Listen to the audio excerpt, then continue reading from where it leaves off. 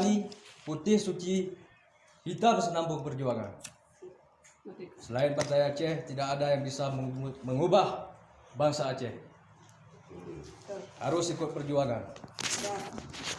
Jangan ikut Parnas. Partai Aceh, harapan kita hari ini dan masa yang akan datang. Perjuangan tidak ada istilah reda.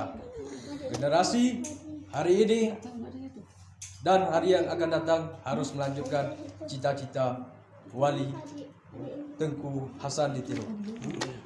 Dulu dengan senjata, hari ini kita dengan pulpen. Generasi kita masih banyak. Sama-sama kita berdoa, perjuangan kita suci, dilindungi, dan dengan marwah perjuangan cita-cita kita satu pakat di gunung, satu pakat di laut, bertepat di darat. Assalamualaikum warahmatullahi wabarakatuh.